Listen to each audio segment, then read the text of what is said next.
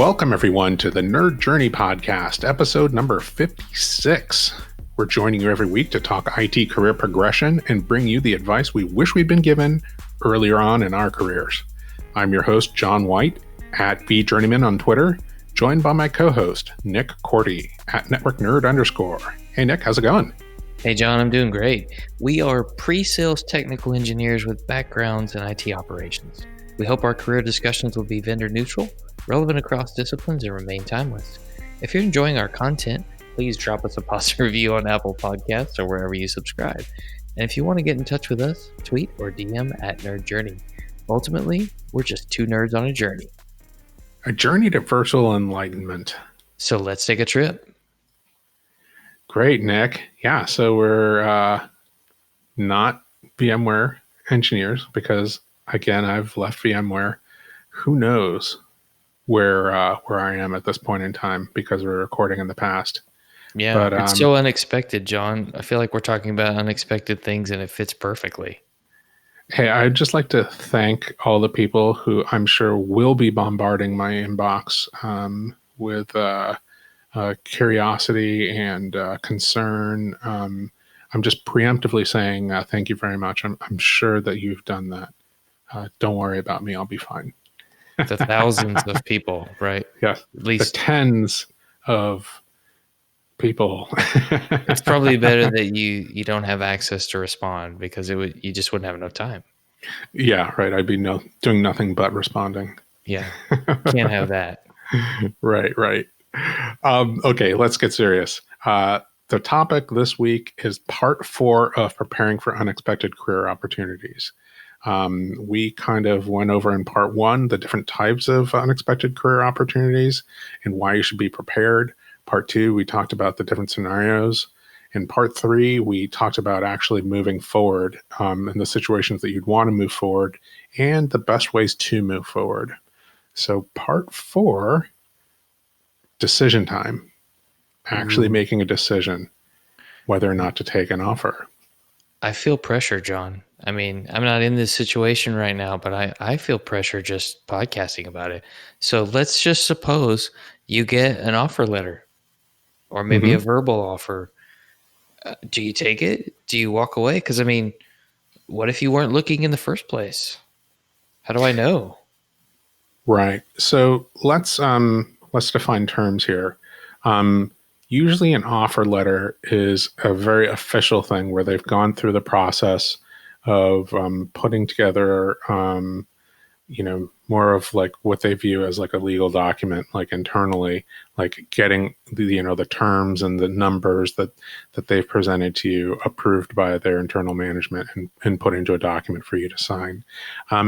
In my opinion, and that's actually how it is with big companies. With smaller companies, it might be much less formal. In my mind, you don't really want to make a company go through that process unless you're planning to take the offer.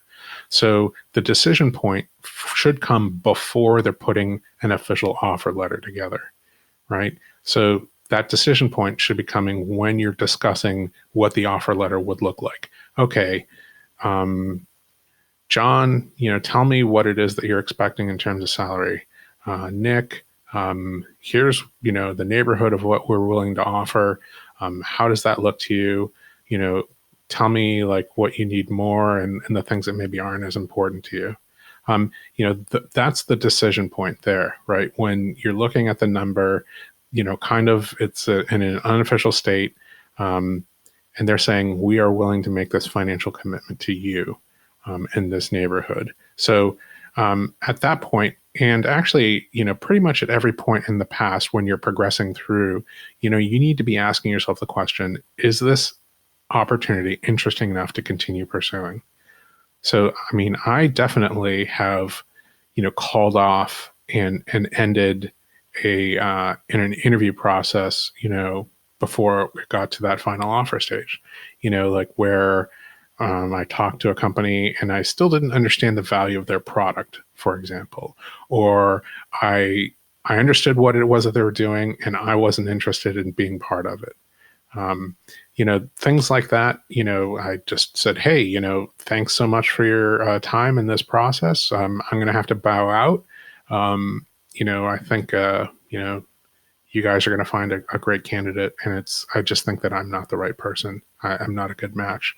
So, you should be doing that at every point, as you move forward. So as you walk out of an interview, you should be saying, okay, here's what I told them about myself. What did I find out about the organization, about the position, about the coworkers, about what I would be doing in that position? Am I still interested? There's a reason that I decided to move forward. Maybe it was just practice interviewing. Am I happy with the amount of practice that I've gotten and I'm just not interested in pursuing it anymore? Or have I become interested in the organization and the product or the job? All of those things you should be asking yourself at every stage. You shouldn't just drift through the process and then suddenly have an offer letter in front of you and go, oh, wait, I wasn't serious about any of this. Like now you've really wasted people's time. So at the point when you realize that you're not interested, you should just tell them. Absolutely. And as you're going through this, you need to make sure that you know what's important to you and in what order. Is money the most important thing? Is not having to travel the most important thing? Is flexible schedule the most important thing? Where do those rank in your top 5, let's just say, that you really want? Whether you have them now or not, think ideal scenario. And obviously, if the offer doesn't fit that, hopefully you've communicated what it is that you want so that they can modify that, assuming you've thought seriously about taking it. But as you said, if I haven't thought about what's important to me, then I've wasted a lot of time and I'm going to have a really hard time making any kind of decision. Absolutely. So that's why we advocated talking about and, discovering what is important to you early on in the process, before you're even approached, you should be doing that on a regular basis, talking about it, with yourself or with your family, your significant other, your kids, if you include them in that kind of conversation. Hey, how do you like it here in the city? Would you be interested in moving? How close to your friends are you? How do you like the school that you're in? All those things, you kind of want to be taking the temperature, constantly, maybe not to the point where you make your family feel uncertain and unstable, but, you just kind of want to know how happy they are. So all of those things, right? Like, if I was away on work trips more often, how would that affect you? If I was home more often, how would that affect you? Would you like that? Or would you not like it? Yeah. How would you feel about mom and dad being on different continents? I mean, we'd see each other once every 3 months. It's cool. And I think that, you mentioned putting things in order, and I think that is very important. But you should also think about, what you would trade, on a lower tier for a higher tier. So money is the most important thing, and it trumps like flexible schedule. But there's probably an amount of flexibility that if I were given, I would be willing to compromise on money, for example, right? So you're saying for $10,000 less, I can work only 20 hours a week. I mean, depending on what the total compensation is, maybe that's a small drop in the bucket in terms of total compensation for tons and tons of extra free time. And that's probably an extreme example, but keep in mind, what it is that you'd be willing to trade off, time for money, work-life balance for something else, so, just again, keep that in mind. If you say, hey, money is the most important thing, and they come out with like a, huge number and you can't say no to it, but what you're going to have to do is work 90 hours a week for the next 10 years, to keep progressing at this job like that. That's a lot of grind, right? That's a lot of sacrifice of work-life balance. And you might need to spend some of that money on counseling for you and your family and, divorce. So, just again, keep all of those things in mind and really know like to what degree you're willing to compromise and trade one thing for another. So I don't think that we have a ton of guidance without a specific set of circumstances and a specific what people think is important and how they prioritize it is extremely personal, right? For some people, they love travel, and that's going to be super, super important. And they'd be willing to make, a little or even a lot less money if they got to go to really interesting places and see the world. And, for some people, they'd be willing to trade, take less money to not have to travel at all, right? Because they're very, very tied to the specific metro area or even neighborhood that they live in, and so it's very, very personal. You have to figure those things out for yourself. We said that in part one, and here's the application, right? That's how you look at the lens of these proposed offers. You have to, so we've talked about, exactly what that offer letter is and that offer stage and the two different kinds of offers, and exactly when you should be making that evaluation, and the fact that you should be evaluating things at every step of the way. But I just wanted to point out that we did have an episode on when to not pursue an opportunity. I think we called it out last episode, but we'll say it again. Episode 17, reasons to not pursue an opportunity. I mean, it was both during interviews and after the offer stage, or, after the soft offer, verbal offer. So go ahead and listen to that episode again. Tell us how much content we're repeating, because we certainly did not listen to it before we did this episode. John didn't. Yeah, Nick's not saying that he did, but he definitely is saying that I didn't. Absolutely. I'm just here to point out skill gaps, John, and how you can fill them.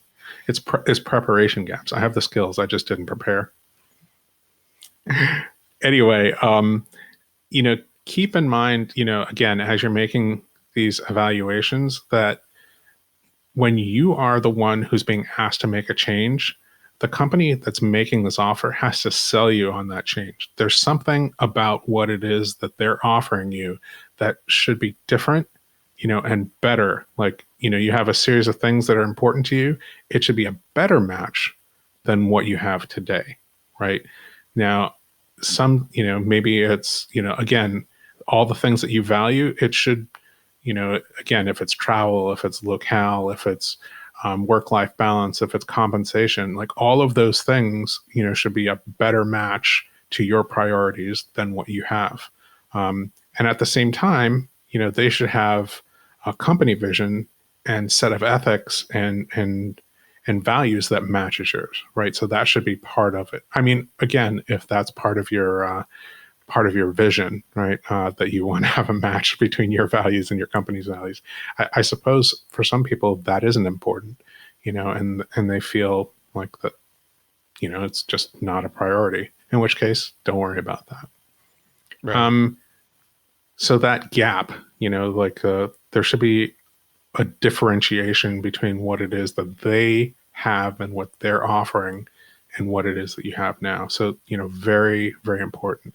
And then again, if you have a family, immediate family, chosen family, your birth family, the people in your life that are important to you and this decision is going to affect, you should consult them.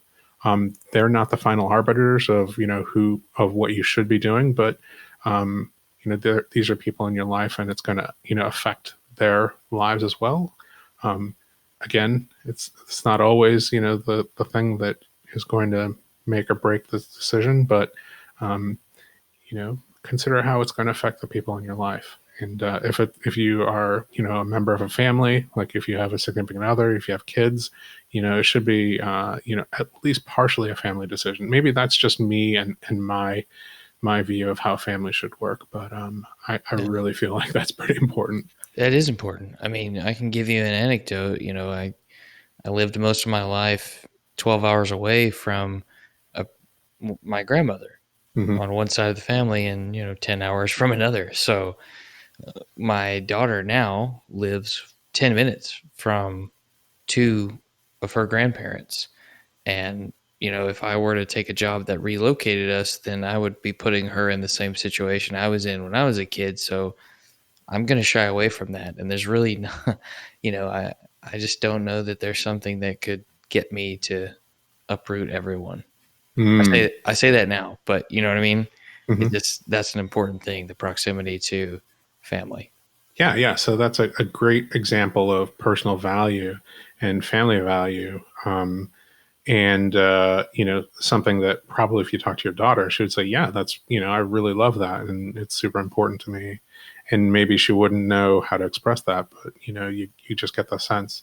For me, for example, like I grew up like over 18 hours away from my closest grandparent, and then like a 2-day flight away from my other one. So that's not something that I've ever experience being that close. But I would, probably value being close to one or both of those, grandparents. Um, my wife's family is in Idaho, and my mother lives in Southern California, which is, 6 hours away, both by flight and actually and by drive. So that's something I'm going to have to consider. Something to think about. Okay. Thanks for the thought provoking right in the Yeah. middle of this podcast, Nick. Hey, no problem. It was unexpected. It fit well.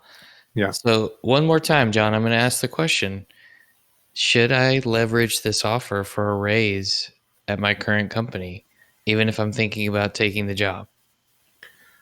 Again, I'll say like a strong no. Right. If you need more compensation, if it's not a match, if you rather would stay with your current company, then you should stay.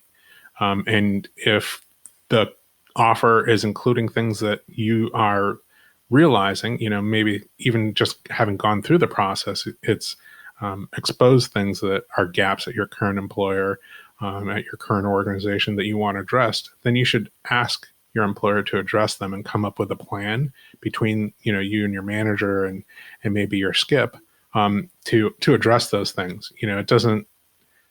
I think that you're really like undercutting that request by coming in with an offer from an outside organization, because you're saying like, do this or else I'm gone. And again, they might say, okay, we'll do those things, and then again they might just be quietly looking for backfill, for someone who's not so demanding and who isn't, doesn't have one foot out the door, because that's the perception, that you have one foot out the door just because you went and you've got another offer. Like you're already looking, Yeah. and maybe those are the things that you're unhappy about, but maybe they haven't addressed all of them, and you're still going to be unhappy, and so you're going to leave anyway.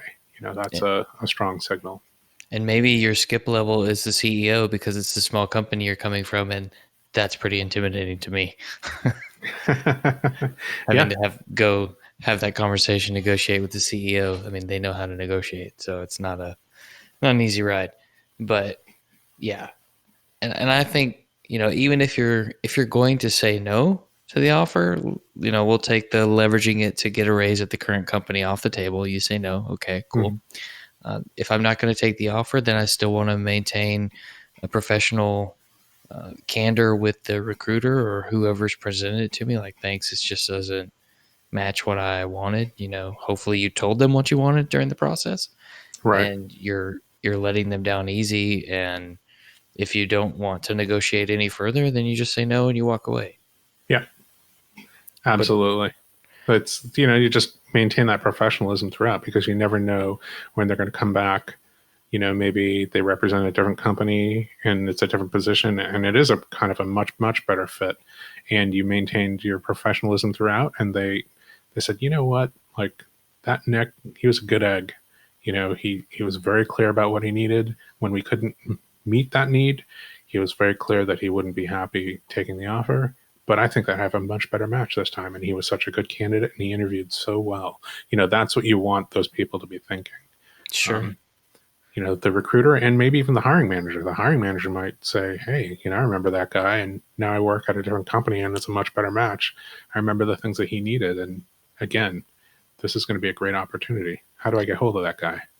And this is, saying no to something like that actually gives you a really good experience in having a difficult conversation with someone that, you might have to try and take the emotion out of when you have it. Yeah, absolutely. You might be upset that they didn't give you what you want, or sad, or something like that, that it's just not going to work out, and they may be upset. You don't know, Mhm. but it's a tough conversation that not everyone is prepared to have, because we just don't do that every day, just like we don't interview every day. So it's good practice in social interaction and the subtle art of doing that. Yeah, and the art of saying no, right? Hmm. Well, Yeah. how about this, John? Let's just say that I say yes. I'm Mm. going to accept this offer. So, some employers, I would say probably most, have some sort of background check process slash drug screen that is in conjunction with the offer before or after. How soon should I let my current company know that I'm going to take this offer, and who do I tell first? Yeah, so you mentioned, background checks and all the other hoops that you're going to have to jump through to actually gain employment. And again, maybe small businesses don't have these things, or maybe they have, different ones, and larger organizations have, yet other ones. Um, the thing that you want to make sure that you do, again, you're at this point in the process. They're coming back with an official offer letter. Just clarify, what are all the steps that we have to go through in order for me to become an employee. Like, for example, I remember at VMware there's a background check before they would give you an official offer letter.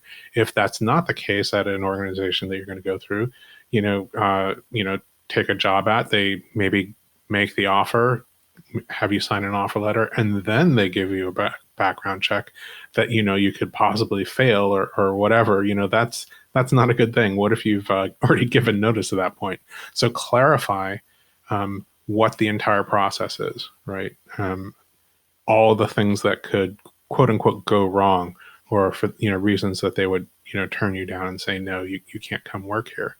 You need to know every go no go decision point, and say, whatever notice that I'm going to give my employer, it has to be after that final no go no go decision, right? So after the background check, after this, after that, whatever. So if they have a amount of time that they know that it's going to take, say, hey, I need 2 weeks notice after that point, or 3 weeks notice, or 4 weeks, or whatever it is that you want to give. The higher up in the leadership of an organization you are, the higher up of an executive, I think the more time that you should give, to give time to do a proper transition. But as an individual contributor, you almost always don't need to give more than 2 or 3 weeks. Yeah, and one thing to consider there is, we never want to think this way, but in my head, there's always the possibility that when you resign, you could be told, okay, today's your last day.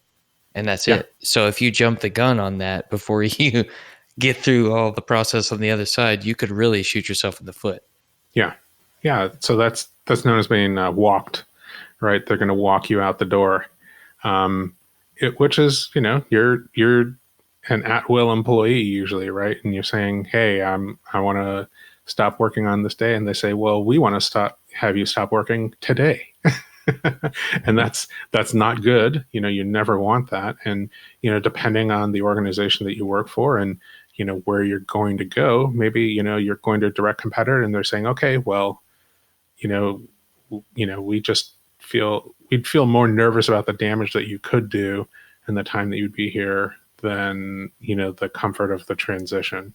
But if you're demonstrating that you're willing to, you're going in good faith, and you want to make sure that you do a full good transition, that the less likely that is. But they just might have a policy. So actually, one of the things you might want to discuss with a company that's giving you this offer is, okay, what if I get walked? Is there a way for me to start early? So ask the question, right? A And great point. if they don't have any flexibility, then you should know that. And maybe that would inform your decision to tell your employer, like, where you are going to go, right? So if you give, like, 2 weeks notice and saying, hey, I'm going to go work for your competitor, well, maybe you don't want to do that, right? Maybe you'd be more interested in saying something like, hey, I'm giving 2 weeks notice, it's for personal reasons, and I really don't want to discuss it any further, but I'm willing to take those 2 weeks to do a full transition. I mean, that's fine, right? There's no, you don't owe them an explanation other than you're leaving.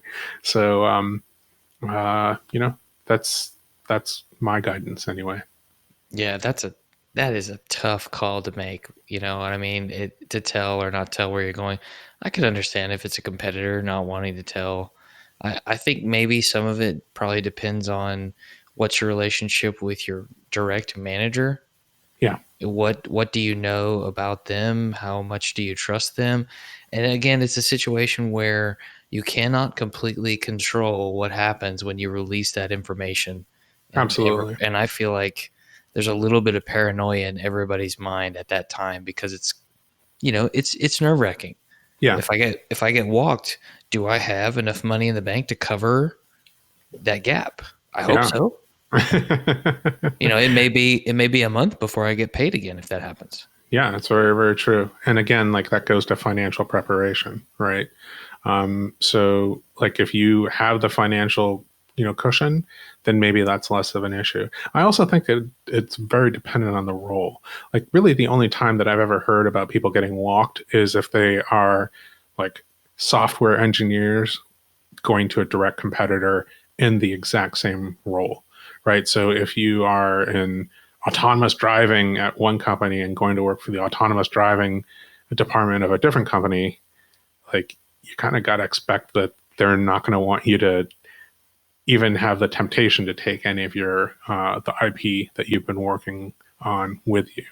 So they might show you the door at that point. But if you're, in an aerospace company working on rocket engines, and then you're going to go work for an environmental company that is doing stuff on like wildlife restoration. It's not a direct competitor. It doesn't. It's not in a related field. Don't worry about it. Oh, geez, I just realized unless that's an environmental organization that's directly protesting against your aerospace firm. Just I I just made up those examples, so I didn't think about it too closely. Unexpected examples by John. Right. Yeah, and just, play it by ear. Like, your judgment is best. And, when you're in that situation, you're the one who has to live with the financial implications. So, you're the one who has to make that call. Right. But in general, like, unless you're going to a direct competitor, like, not even like an associated competitor, like, direct competitor. Yeah, and while that may be a difficult call, one of the easiest calls that you can make is to sign up for the John White School of Mentoring. Send that tweet out to @DirtJourney today for pricing and packaging. We'd be happy to get you some of John's time to talk through this very personal scenario in your life and how to coach you through it. Right. If this episode isn't enough. Um, I want to say something. I mentioned transitions before, and I would just like to talk about that process of transitioning things. I have had some like amazing colleagues who've transitioned accounts to me. I'll give a shout out to Chris Murdoch, who gave me like years of meeting notes and his um, view on accounts and how things were going and the ins and outs. I mean, just a full like awesome transition. And the fact that somebody's willing to do that for me has really like encouraged me to do the exact same thing for other people. So in every situation, well, I mean, I'll talk about this specific situation. I was leaving the organization and I wanted to be upfront and say, hey, I want you guys to know that I'm going to do a full brain dump on everything that I know about everything. Just, so when I walk away, you have my entire brain map. It's not going to be as good as having me around, but everything that I can do to make sure that you have what you need for a smooth transition, you're going to get from me. And I felt like, really good about that. I felt like I was paying it forward. So again, shout out to Chris Murdoch. And do you make yourself available to be telephoned or send a message or two with additional questions after Yeah, that, or no? I I said yes, and that is like, based on the relationship that I have with these people, right? Is a really positive relationship. I really like my colleagues, really like my manager, really like my director. So I think that they're not going to abuse that, right? They're not going to, get me on the phone for, 4 hours a day. And, they're going to be very, very careful about, calling me. And I think, that's I respect their judgment. And if there's something that's missing there, that, they're going to, want that information, and I'm happy to give it to them. So, that's just a mutual respect situation, right? So if you're leaving a bad situation where you have like a bad relationship, like with, the manager or the team, like I still think that it's worth doing like a really good transition and making sure that they have all the information that they need. Like you don't want to get sued for like, oh, hey, like, John walked away and he locked all the passwords and didn't give them to us. Like you don't want any of that kind of liability or headache. You want to be able to point to, that situation, say, I did everything, under my ethical responsibility. And, I left on the best terms that I could leave, and then leave.